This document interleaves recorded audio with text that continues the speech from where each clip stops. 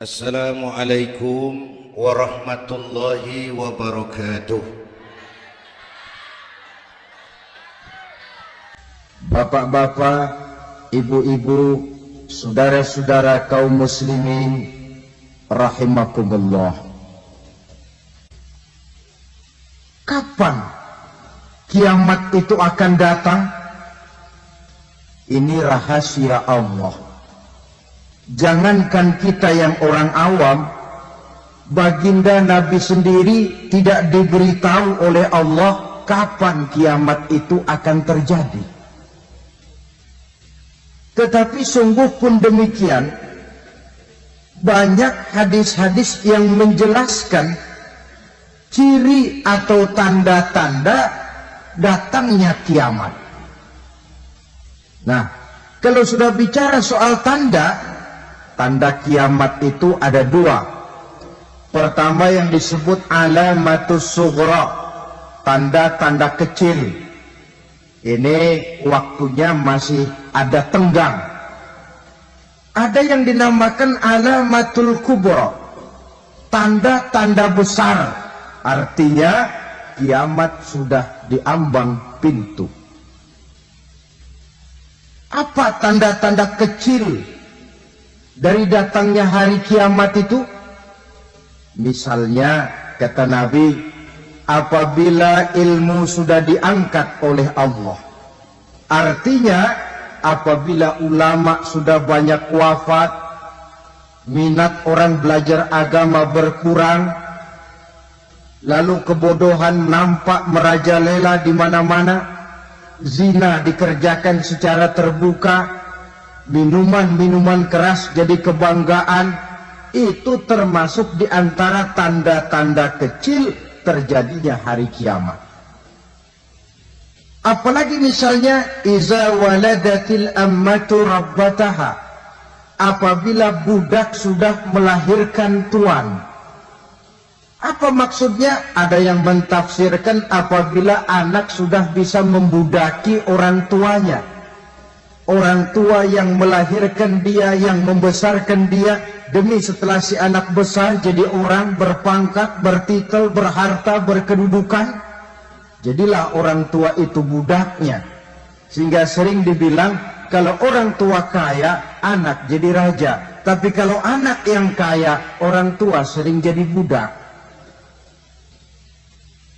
Apalagi munculnya fitnah yang bergelombang, timbul perang antara dua bangsa yang besar, waktu berjalan terasa sangat pendek sekali. Itu merupakan tanda di antara tanda-tanda kiamat. Termasuk di dalamnya sulit membedakan mana laki, mana perempuan. Kan kalau tanda-tanda kayak begini sekarang sudah banyak kita lihat kan? Ulama banyak wafat, penggantinya sulit. Zina dikerjakan berterang-terangan, minuman keras jadi kebanggaan, banyak anak membudaki orang tuanya, sulit membedakan mana laki mana perempuan. Kadang-kadang dari belakang kita lihat perempuan bener, begitu kita colek nengok jenggotan.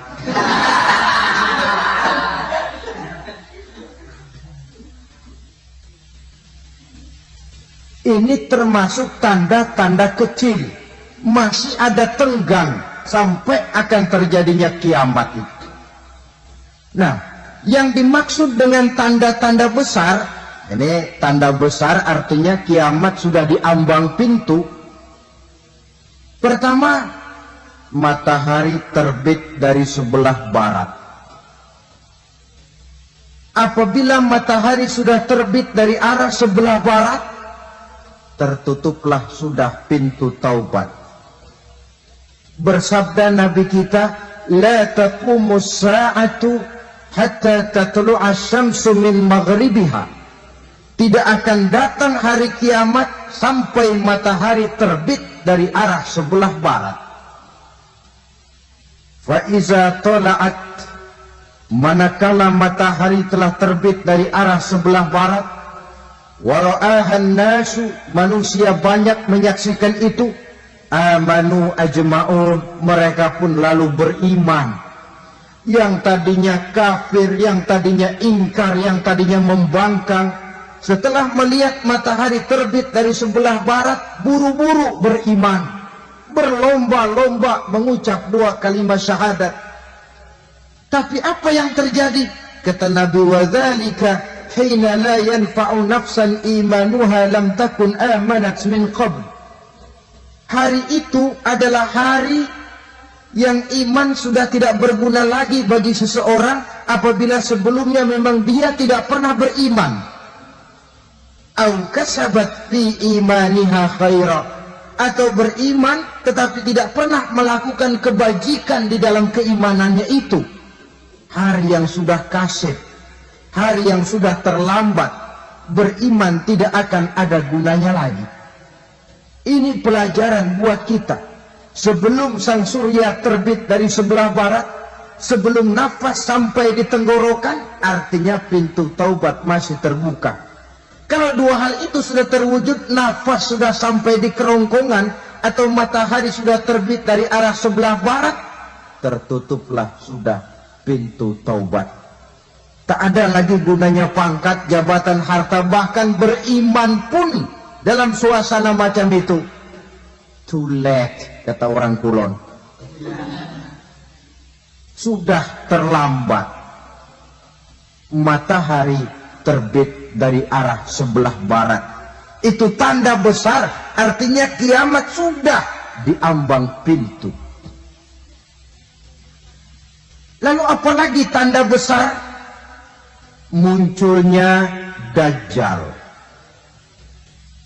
Dajjal artinya pendusta-pendusta yang menyesatkan manusia. Ada 2 macam Dajjal, saudara. Ada Dajjal kecil, ini Dajjal kelas teri. Kalau ini sejak zaman Rasulullah sudah ada itu. Tiap zaman ada. Di zaman Rasulullah misalnya ada yang bernama Aswad al-Unsi dari Yaman. Ada yang namanya Musailamah al-Kazzab dari Yamamah.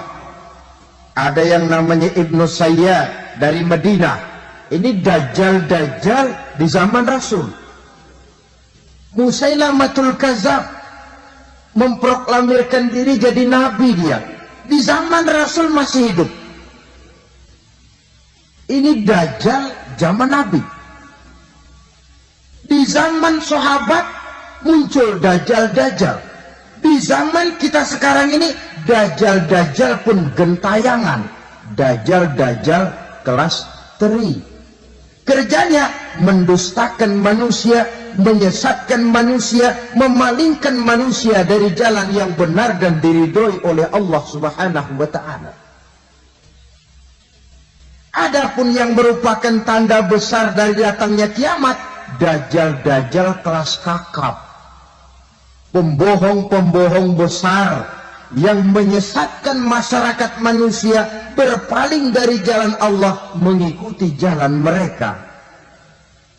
Apa sih ciri Dajjal itu? Kata Nabi dalam hadis Bukhari Muslim, Inna Dajjal, sesungguhnya yang namanya Dajjal itu yakhruju, satu saat akan muncul mendekati hari kiamat, wa inna ma'ahu ma'an, si Dajjal ini membawa air,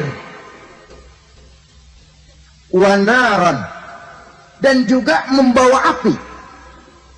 2 simbol.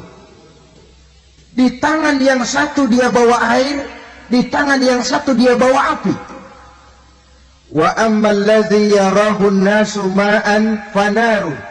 Adapun yang orang banyak lihat air, hakikatnya adalah api. Yang dilihat api, hakikatnya adalah air. Oleh sebab itu, kalau api yang ditawarkan, ambillah air. Kalau air yang ditawarkan, pilihlah api. Maksudnya apa ini? Ini bahasa simbol, saudara-saudara. Dajjal bicaranya seolah-olah untuk kepentingan manusia, menawarkan surga. Surga yang dia tawarkan hakikatnya neraka. Hai manusia, kalau kau mau bahagia, jangan dekat-dekat dengan agama. Sholat itu tidak efektif dan efisien, tidak produktif dari segi ekonomi itu. Menghadiri majelis taklim cuma buang-buang waktu. Tahajud, tasbih, tahlil, baca Quran, apa itu? Pekerjaan mubazir saja. Hidup ini cuma sekali, masa yang cuma sekali, manfaatkan dengan sebaik-baiknya. Mumpung, dibawanya sifat mumpung tetapi dalam pengertian yang sangat negatif. Bicaranya seolah-olah untuk kepentingan manusia, tetapi sebenarnya menjerumuskan manusia. Menawarkan air, tapi sebenarnya api. Menawarkan api, tapi hakikatnya air. Buat apa kamu sholat? Buat apa kamu bayar zakat? Buat apa kamu puasa? Surga yang dicanangkan Dajjal, hakikatnya neraka. Neraka yang digambarkan Dajjal, pada dasarnya adalah surga. Jadi memutarbalikkan fakta itu kerjaan Dajjal. Yang hak jadi batil, yang batil dibilang hak, yang benar jadi salah, yang salah malah jadi benar. Tuntunan disuruh jadi tontonan, tontonan malah menjadi tuntunan. Itu pekerjaan Dajjal profesinya. Zamannya Nabi Adam, Dajjalnya kan iblis. Betul? Betul. Apa sih dan kerayuan iblis itu? Allah setelah menciptakan Nabi Adam kan bilang, Adam, kau dan istrimu Hawa tinggal di surga ini. Seluruh fasilitas yang ada di surga persilahkan kau nikmati. Satu yang tidak boleh, jangan coba-coba dekati pohon khuldi. Dekat saja jangan, apalagi sampai memetiknya. Datang Dajjal yang namanya iblis ini. Adam, kamu tahu nggak kenapa tidak boleh makan buah khuldi? Ya nggak tahu, pokoknya saya dilarang. Bodoh kamu Dam. Khuldun artinya kekal. Kalau kamu makan itu buah, kau akan kekal di surga buat selamanya. Allah tidak kepengen, maka dilarang kamu makan buah khuldi. Kalau kau ingin kekal di surga Adam, makan saja. Saya bicara begini ini untuk kepentingan kamu Adam. Ini kan ciri-ciri Dajjal. Bicaranya sih seolah-olah untuk kepentingan Nabi Adam, hakikat sebenarnya menjerumuskan Nabi Adam supaya ingkar dan melanggar larangan dari Allah Subhanahu wa ta'ala. Jadi setelah muncul Dajjal, timbul kekacauan-kekacauan di masyarakat. Banyak yang terpengaruh, terpedaya dan terpesona. Termasuk mereka yang memproklamirkan diri jadi nabi, mereka yang memproklamirkan diri jadi rasul di zaman sesudah Rasulullah wafat, itu adalah Dajjal. Maka saya ingatkan, kalau di zaman kita sekarang ini ada orang ngaku jadi nabi, ada orang ngaku jadi rasul, biar bahasa Arabnya kental, Quran hafal, hadis ribuan hadis hafal, biar pakai serban sampai menyengser ke tanah, bahasa Arabnya fasih, tapi dia mengaku jadi nabi, jadi rasul, kita umat Islam wajib tidak percaya. Wajib untuk tidak percaya. Itulah Dajjal zaman kita sekarang ini. Tidak mustahil mereka datang mempengaruhi orang-orang awam supaya berpaling dari Rasulullah, mengikuti mereka. Nah, di akhir zaman nanti mendekati hari kiamat, Dajjal ini muncul, Dajjal kelas kakap, menyesatkan masyarakat manusia untuk berpaling dari Islam, mengikuti seruan mereka. Apalagi di antara datangnya kiamat itu, tanda yang besar itu, turunnya Nabiullah Isa Al-Masih, putra Maryam. Menurut berbagai hadis yang sahih, Nabi Isa Al-Masih nanti akan turun lagi.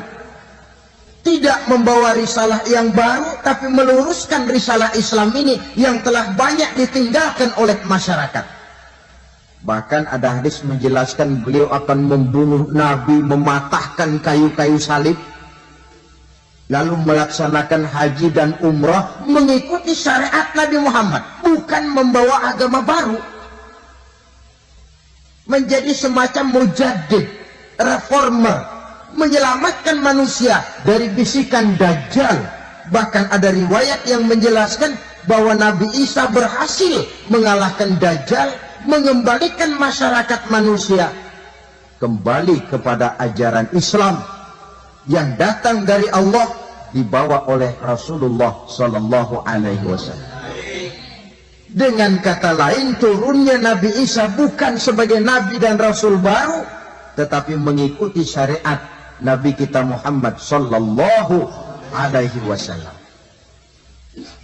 Saudara hadirin, ibu-ibu hadirat yang saya hormati, kemudian apalagi di antara tanda-tanda besar akan datangnya kiamat itu? Keluarnya asap atau awan. Kata Nabi, inna min asrati sa'ah dukhanan yamla'u ma bainal masyriqi wal maghrib. Di antara tanda-tanda kiamat munculnya awan atau asap yang memenuhi antara langit dan bumi. Ini pun diperkuat dalam surah Ad-Dukhan ayat 10. Fartaqib yawma ta'ti as-sama' bidukhanin mubin fayughshan nas hadza 'azabun alim. Bagi orang-orang yang beriman, mereka biasa-biasa saja. Tapi bagi orang kufur, datangnya asap dan awan ini merupakan azab yang kelewat pedih. Barangkali sedikit mendekati gambaran tentang azab yang pedih ini, saya ingatkan alam pikiran kita kepada peristiwa yang belum lama terjadi. Pernah dengar berita bocornya reaktor nuklir di Chernobyl, Uni Soviet? Pernah dengar? Bocornya reaktor nuklir di Chernobyl yang mengakibatkan ratusan bahkan sangat mungkin ribuan nyawa. Cuma satu reaktor. Bagaimana kalau seluruh cadangan nuklir yang dimiliki oleh para negara adik kuasa ini diledakkan? Bahkan yang konon menurut catatan, cadangan nuklir yang dimiliki bersama oleh Amerika dan Rusia sekarang ini sudah sanggup memusnahkan 6 miliar manusia. 1,5 kali lebih banyak dari jumlah manusia yang nongkrong di permukaan bumi ini. Saudara-saudara hadirin yang saya hormati, lalu saat mendekati hari kiamat, apalagi tandanya? Setelah Nabi Isa wafat, pada saat turunnya yang kedua kali, lalu Allah meniupkan angin sejuk. Semua orang-orang beriman, orang-orang baik wafat. Sehingga penghuni bumi ini cuma tinggal lagi terdiri dari orang-orang kafir. Tidak ada lagi di bumi ini yang bisa mengucapkan Allah. Sehingga dalam hadis qudsi itu ada keterangan, Innallaha azza wa jalla yaqulu li Israfil. Allah pernah pesan kepada malaikat Israfil. Kata Allah, Israfil, Iza sami'ta qailan yakul Allah Allah fa akhirin nafah 40 sanatan ikraman liqailiha. Hai Israfil, apabila kau dengar di permukaan bumi masih banyak orang yang mengucapkan Allah Allah, maka tunda sangkakala kiamat itu 40 tahun.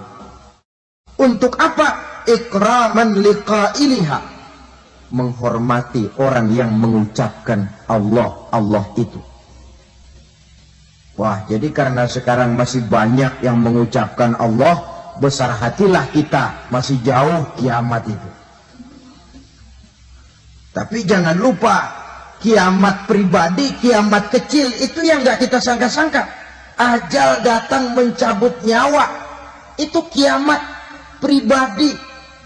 Dan itu yang pasti kita hadapi. Dan itu yang membuat kita tidak boleh bersikap main-main di dalam kehidupan sekarang ini. Saudara hadirin yang saya hormati, tidak ada lagi orang-orang muslim. Seluruh penduduk dunia ini kafir. Lalu terciptalah struktur sosial yang berlandaskan prinsip hidup semau gue. Bakal terjadilah prinsip di mana yang kaya menyantap yang miskin, yang kuat menindas yang lemah. Hidup sudah bagaikan di rimba belantara. Berlaku hukum rimba. Siapa yang kuat dia yang menang, siapa yang lemah menjadi mangsa. Timbul kekacauan, maksiat merajalela, munkarat menjadi-jadi. Sehingga isi bumi ini penuh dengan segala macam perbuatan dosa. Tidak ada perlunya lagi alam diperpanjang temponya. Datang saat yang sudah dijanjikan oleh Allah Azza wa Jalla, maka terjadilah yang disebut kiamat kubra, kiamat besar, kiamat ancur-ancuran. Bagaimana kejadian ini dimulai? Dalam surah Az-Zumar ayat 68, Allah Subhanahu wa taala berfirman, "Wa nufikha fis-suri fasa'iqa man fis samawati wa man fil ardi illa man sya'allahu." Maka manakala ditiuplah sangkakala, terkejutlah seluruh yang ada di langit dan seluruh yang ada di bumi. Bila saat kiamat datang, Allah perintah malaikat Israfil, Israfil, tiup sangkakalamu. Ditiuplah sangkakala oleh malaikat Israfil. Yang akibat daripada tiupan itu, seluruh yang ada di langit, seluruh yang ada di permukaan bumi terkejut. Yang ada di langit siapa? Malaikat kan. Bayangin aja kalau malaikat kaget, apalagi kita. Terkejut seluruh makhluk yang ada di bumi, yang ada di langit mendengar suara sangkakala itu. Bunyinya tidak sanggup kita bayangkan dahsyatnya. Ledakan nuklir, ledakan neutron, belum apa-apa ketimbang bunyi sangkakala malaikat Israfil ini. Nah, lalu mendengar bunyi sangkakala ini, gemparlah makhluk, kacaulah alam. Bumi gempa, planet-planet bertabrakan, gunung meletus, air laut tumpah ke darat, angin topan bertiup, halilintar menyambar. Lalu semua yang bernama hidup mati total. Mati bareng tanpa persiapan. La haula wala quwata illa billah. Saya kadang-kadang dalam tafakur bermohon, ya Allah, mudah-mudahan saya nggak nemuin kiamat beneran. Ngeri. Nggak bisa kita bayangkan macam apa suasana seperti itu. Allah saja banyak memberikan gambaran, misalnya Al-Qari'ah, wa mal Qari'ah, wa ma adraka mal Qari'ah. Kejadian yang menggemparkan. Tahukah kamu apa kejadian yang menggemparkan itu? Yauma yakunun nasu kal farasil mabsus wa takunul jibalu kal ihlil manfus. pada saat itu manusia berterbangan bagai kupu-kupu. Gunung berterbangan seperti kapas ditiup angin. Gunung saja macam kapas, konon lagi manusia. Kematian total, mulai semut sampai gajah mati. Jin mati, iblis mati, malaikat mati. Malaikat saja mati. Saudara hadirin yang saya hormati, kematian total yang tanpa persiapan. Orang bilang, Pak, kalau mati bareng begitu yang repot malaikat maut dong ya. Cabut sana, cabut sini. Itu kalau menurut logika kita. Mestinya begitu menurut logika. Tapi logika juga yang bilang, nggak perlu serepot itu. Sebab untuk mematikan listrik di wilayah DKI, di wilayah Jakarta, nggak perlu tiap rumah didatengin, matiin, ya lama.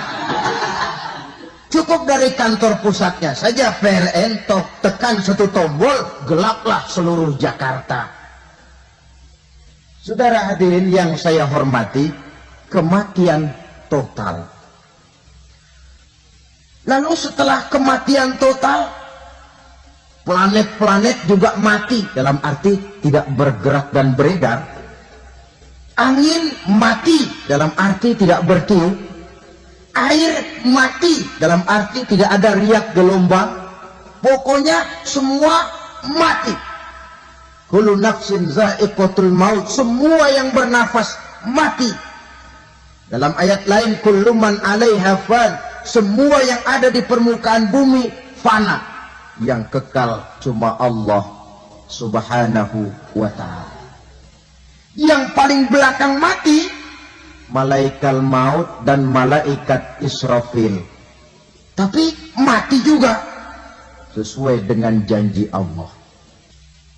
Menurut hadis Bukhari Muslim dari Abi Hurairah, masa tenggang waktu antara kematian total pada tiupan sangkakala pertama dengan proses kebangkitan pada tiupan sangkakala kedua 40 lamanya.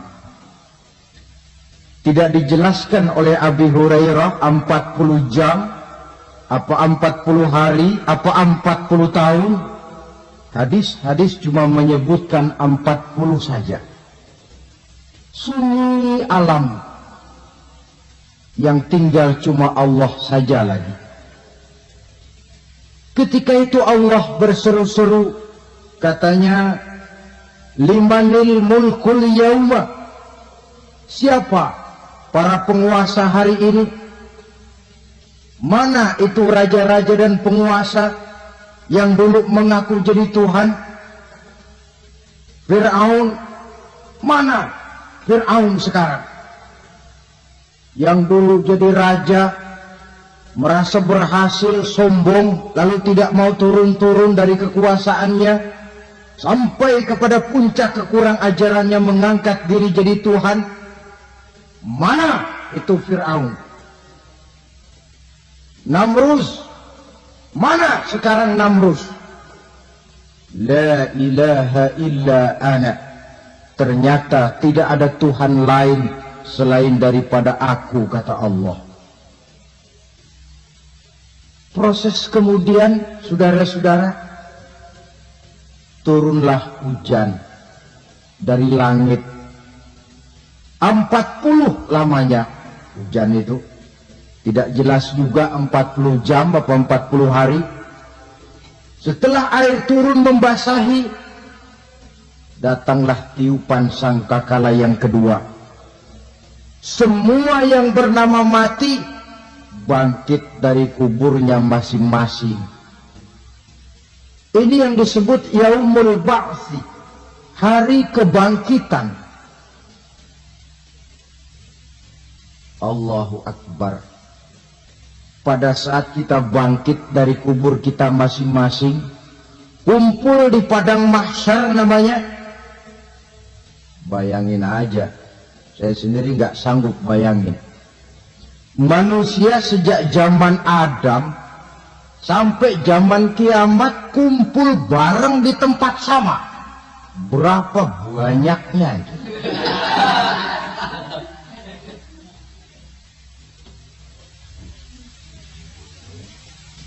Dan yang luar biasa menurut satu riwayat, pada saat bangkit itu, Masya Allah, roman muka kita berubah,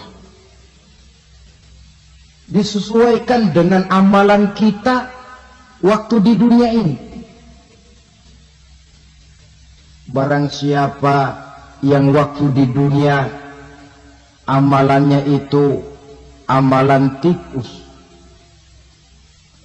di akhirat nanti dia bangkit dari kubur, mukanya seperti muka tikus. Gagah betul badannya, tapi mukanya seperti tikus. Kenapa? Amalannya waktu di dunia seperti amalan tikus. Apa amalan tikus itu? Suka ngegeragoti barang yang sudah disimpan rapi-rapi. Orang sudah simpan uang rapi-rapi, simpan perhiasan rapi-rapi, digeragoti oleh tikus. Maling-maling, pencoleng-pencoleng, koruptor-koruptor, itu nanti di akhirat nanti kita lihat mukanya seperti muka tikus. Oh, ini waktu di dunia suka nyolong, hanya seperti muka tikus. Barang siapa yang waktu di dunia ini amalannya itu amalan macan, dia akan bangkit nanti mukanya seperti muka macan. Apa amalan macan? Macan itu amalannya menang-menangan.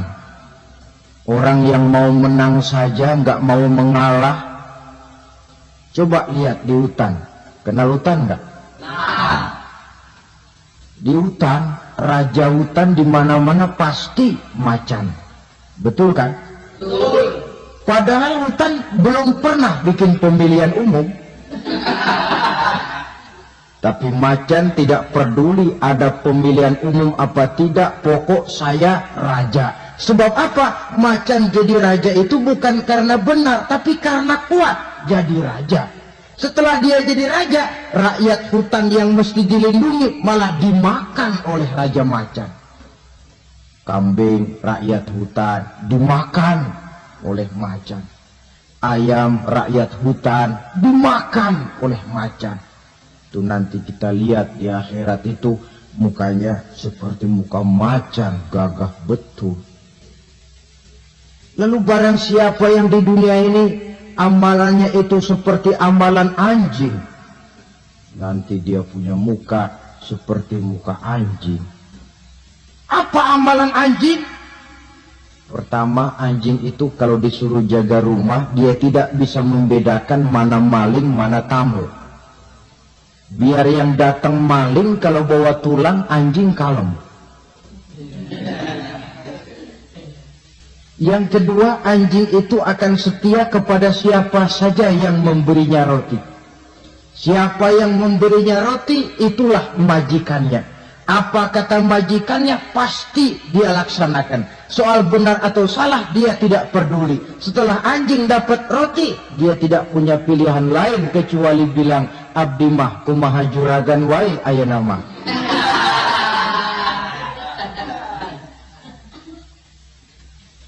Saudara hadirin yang saya hormati, berkumpul di padang mahsyar, tiap orang sibuk dengan persoalannya masing-masing. Matahari waktu itu didekatkan oleh Allah, panas luar biasa. Ada yang saking panasnya itu mencucurkan peluh keringat sampai sebatas mata kakinya. Ada yang keringatnya sampai sedengkulnya. Ada yang keringatnya sampai sepusatnya. Ada yang keringatnya mengalir sampai sebahunya. Ada yang kelelap oleh keringatnya sendiri, sementara orang di sampingnya nggak apa-apa. Bergantung lagi amalan dia waktu di dunia ini. Saudara-saudara, sebagian orang dalam kepanikan padang mahsyar berombong-rombong datang mereka menghadap Nabi Adam. Ya Adam, anta abal bashar. Hai Adam, Tuhan adalah bapak moyang manusia. Kami sebentar lagi akan disidang, dimintakan pertanggungan jawab. Tolonglah kami, hai Adam. Kata Nabi Adam, jangankan nolongin sampean, saya sendiri tanggung jawab di hadapan Allah ketika dulu tidak boleh makan huldi, saya serobot. Sudahlah, urus diri masing-masing saja, nafsi. Begitu kata Nabi Nuh, begitu kata Nabi Ibrahim. Tiap orang bertanggung jawab sendiri-sendiri. Ketika itulah saudara-saudara, nikmatnya menjadi umat Nabi besar Muhammad sallallahu alaihi wasallam. Sebab apa? Walaupun menurut abjad kita ini umat paling belakang, paling belakang kita ini toh, karena Nabi Muhammad adalah Nabi akhir, tapi akan dihisap lebih dulu, lewat di atas sirat lebih dulu, masuk surga lebih dahulu ketimbang umat-umat belakangan. Ketika Rasul mendekati ajal, beliau tanyakan itu kepada malaikat Jibril. Malaikat Jibril berkata, Muhammad jangan khawatir, Allah sudah berjanji, inni haramtul jannata ala sairil anbiya hatta tadkhulaha anta, wa haramtuha ala sairil umami hatta tadkhulaha ummatuka.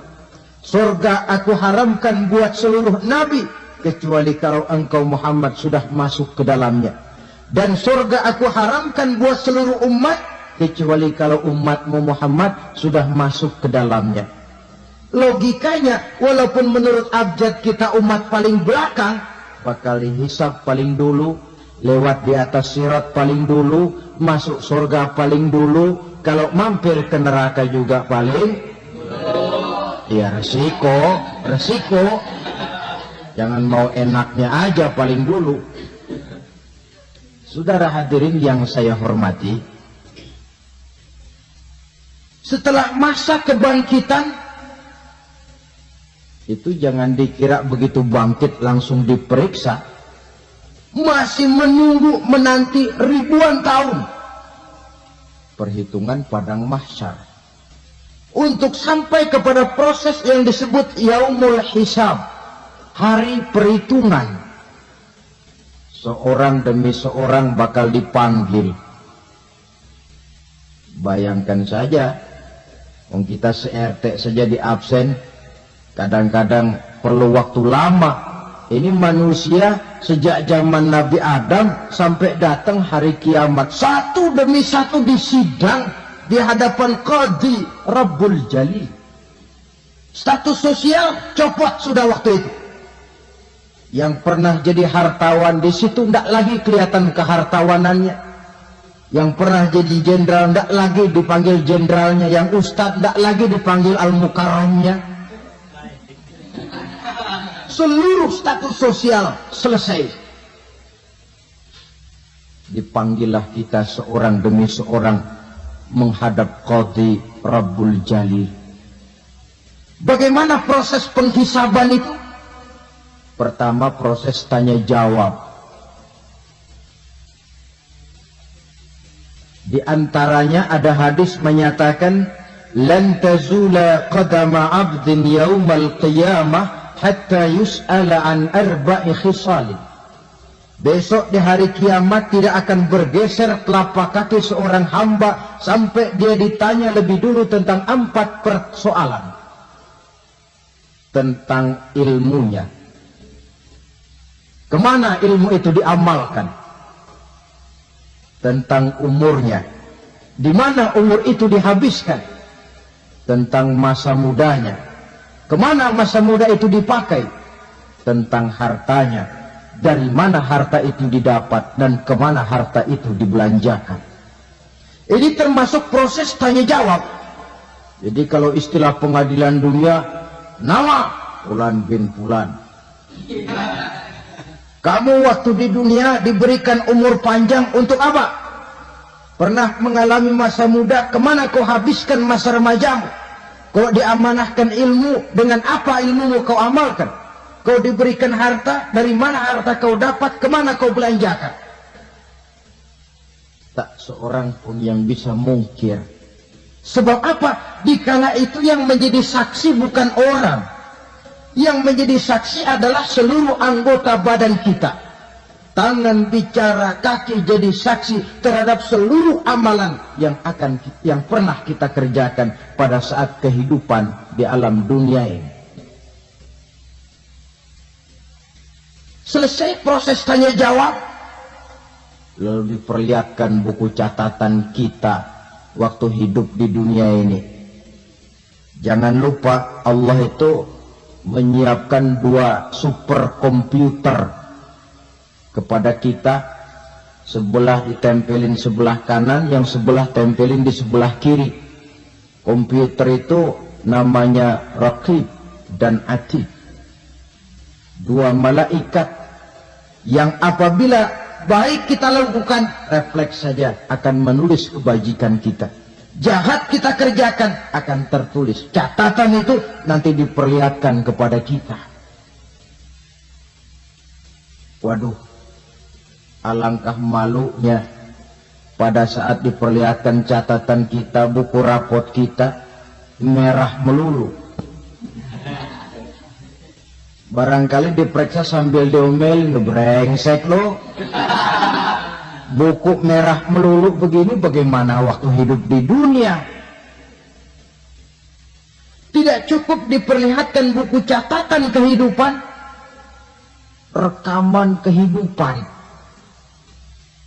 Rekaman kehidupan kita secara utuh sejak terlahir sampai ajal datang merenggut nyawa. Barangkali mirip dengan video sekarang ini, di mana terekam dengan baik seluruh kegiatan kita, sejak yang sekecil-kecilnya sampai kepada yang sebesar-besarnya. Untuk kemudian kita pun menerima balasan. In khairan fa khairun wa in syarran fa syarrun. Kalau baik, ya baik balasannya. Kalau jahat, ya jahat juga balasannya. Catatan-catatan kita diberikan. Kalau banyak kebajikannya, diberikan di tangan kanan dengan cara yang halus. Kalau banyak kejahatannya, diberikan dari sebelah kiri atau dilempar dari belakang. Itulah sebabnya sejak di dunia ini kita sudah mohon kepada Allah. Ketika berwudu membasuh tangan kanan, apa kita bilang? Allahumma a'tini kitabi biyamini wa hasibni hisaban yasira. Ya Allah, berikan saya kitab di tangan kanan, dan kalau saya memang perlu dihisab, hisablah saya yang seringan-ringannya. Tangan kiri berlindung kita kepada Allah. Jangan sampai diberikan kitab di tangan kiri atau dari arah sebelah belakang. Wa'udzubika an tu'tiya kitabi bishimali aw min wara'i zuhri, dari arah sebelah belakang. Na'udzubillah min dzalik. Setelah selesai lewat proses penghisaban, lewat mizan, timbangan, maka yang sudah selesai dihisab itu bergeraklah menuju sirat, jembatan yang terbentang menuju surga melalui neraka. Saudara-saudara, panjangnya perjalanan sirat itu memakan waktu ratusan tahun. Tetapi orang yang lewat di atas sirat pun macam-macam, bergantung amalannya ketika di dunia ini. Ada yang lewat di atas sirat itu kalbarkil khatib, seperti kilat yang menyambar, sudah sampai dia di surga. Cepat bukan main. Ada yang lewat di atas sirat itu seperti orang lari-lari, Ada yang lewat di atas sirat itu seperti orang jalan biasa. Ada yang sambil merangkak, ada yang sambil ngesor, ada yang sambil gelayutan, ada yang selamat sampai ke ujung ke surga, ada yang tergelincir jatuh masuk ke dalam neraka, bergantung amalannya dalam kehidupan di dunia sekarang ini. Tiap kita akan melewati yang namanya sirat ini. Saudara-saudara kaum muslimin yang saya hormati, dengan demikian mereka yang selamat melalui sirat sampai ke terminal akhir surga, mereka yang ketika dihisab ternyata banyak kejahatannya daripada kebaikannya, mereka singgah di dalam neraka. Nah, adapun orang-orang yang beriman menurut ayat Quran dan hadis Nabi itu nanti ada bermacam-macam. Ada orang beriman itu yang dimasukkan surga. Ada orang beriman itu yang dimasukkan ke dalam surga. Ada orang beriman itu yang disebut penduduk surga. Kenapa lain-lain, Pak? Karena waktu di dunia amalannya juga lain-lain. Ada orang beriman yang masuk surga. Ini paling murah tiketnya. Mau masuk surga? Kata Nabi begini, ma min abdin qala la ilaha illallah thumma mata ala dhalik illa dakhala al-jannah. Kalau seorang hamba sudah mengucap dua kalimat syahadat, dia yakin dengan kebenaran kalimat itu sampai matinya, orang itu akan masuk surga. Abi Dzar yang waktu itu diajak bicara heran, ya Rasul kok gampang betul? Iya. Walaupun orang itu mencuri, iya. Walaupun orang itu berzina, iya. Biar dia mencuri, biar dia berzina, kalau dia sudah mengucap dua kalimat syahadat, dia yakin dengan kebenaran kalimat itu sampai matinya, itu orang akan masuk surga. Jadi masuk surga cukup dua kalimat syahadat, yakin sampai mati, masuk surga. Itu perkara masuk.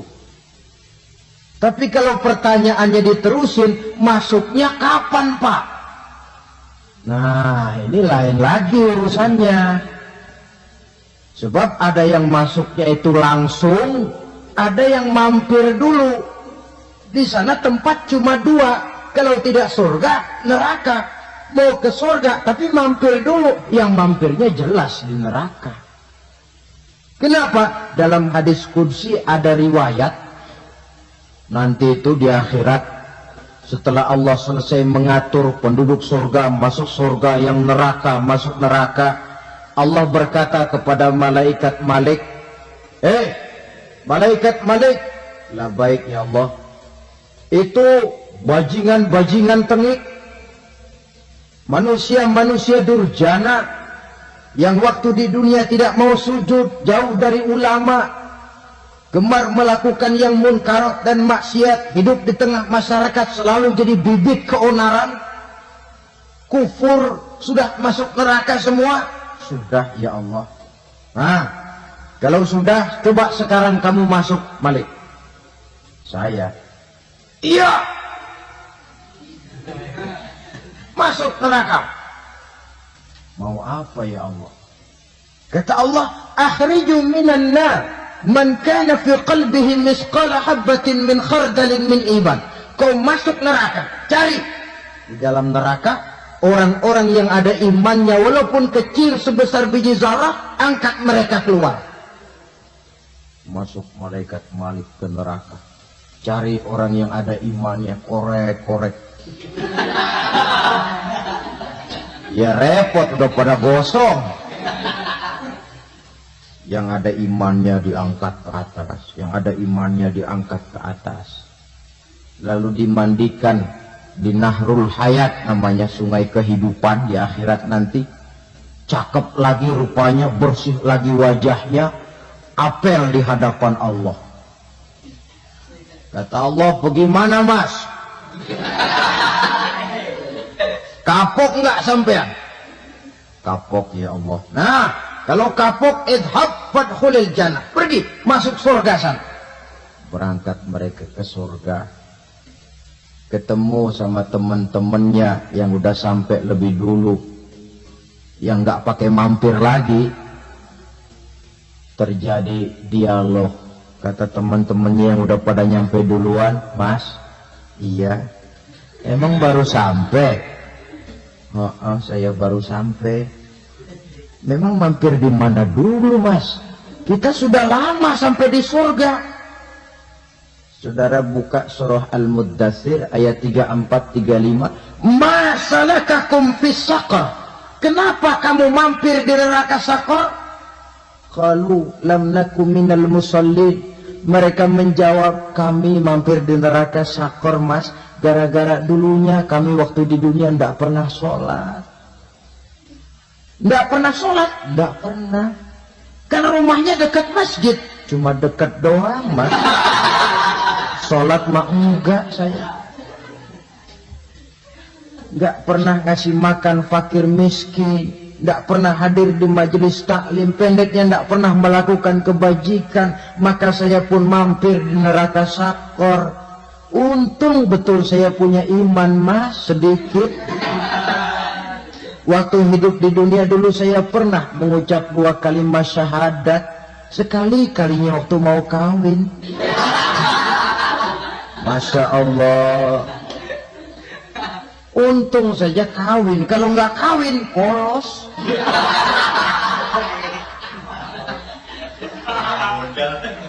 Itu juga penghulu sudah setengah mati ngajarin. Asyhadu alla, asyhadu an, asyhadu an.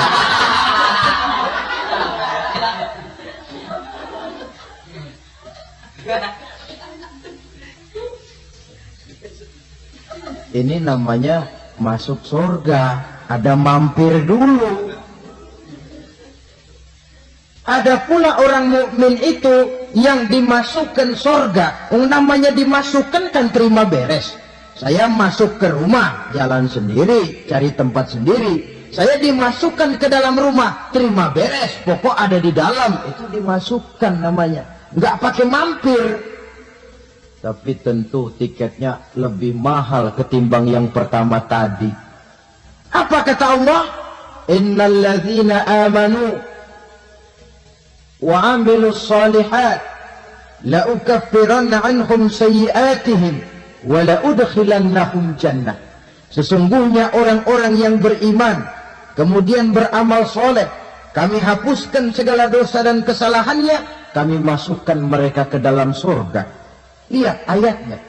Allah yang memasukkan, kita yang dimasukkan. Tidak pakai transit, tidak usah mampir. Cuma tidak cukup syahadat, tidak cukup amanu, tapi diiringi dengan wa'amilus shalih. Iman, amal. Tidak cukup syahadat, lalu dibuktikan dia sholat, dia zakat, puasa, lalu dia melakukan berbagai macam kebajikan. Ini yang menyebabkan dia tidak pakai mampir di tempat yang bernama Saqar.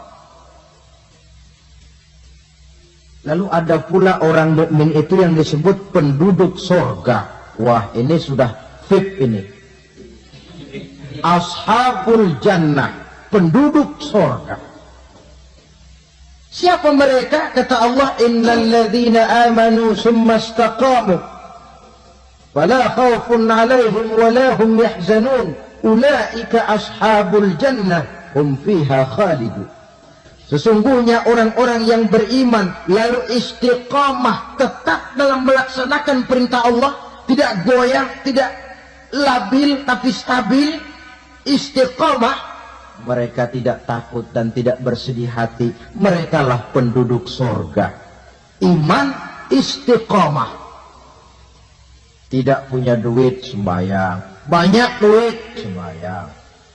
Miskin, sembahyang. Kaya, tetap sembahyang. Istiqomah. Kadang orang kalau susah rajin ke masjid, banyak duitnya ngelihat masjid melengos. Itu yang dibilang waktu miskin hamba Allah, setelah kaya jadi hamba harta. Bergeser, tidak ada nilai istiqomahnya. Saudara-saudara, dengan begitu penduduk neraka itu dua. Ada penduduk permanen, ada penduduk yang semi permanen. Yang semi permanen orang-orang beriman yang mempunyai dosa besar.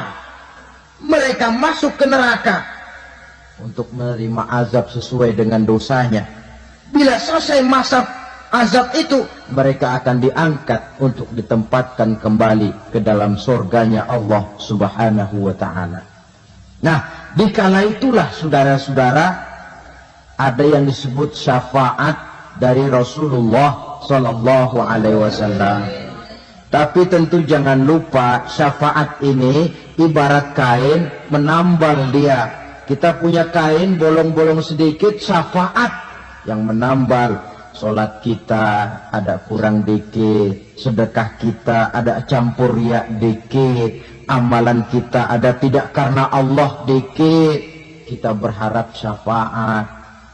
Jadi biarlah kain masih bolong-bolong, yang penting punya kain. Tapi kalau kainnya tidak ada, yang ditambal apanya? Sholat tidak, puasa tidak, zakat tidak, berharap syafaat saja. Terlalu berlebihan itu. Saudara hadirin yang saya hormati, apabila selesai proses penghisaban, proses penghitungan, maka dikala itulah manusia terbagi dalam dua kelompok besar. Fariqun fil jannah wa fariqun fis sa'ir. Sekelompok orang-orang beruntung yang masuk ke dalam surga, dan sekelompok lagi masuk ke dalam neraka. Akan memakan waktu untuk menceritakan sifat surga dan neraka, tapi insya Allah pada kesempatan pertemuan lain saya sampaikan. Namun sebagai gambaran umum cukuplah saya sampaikan sebuah hadis qudsi.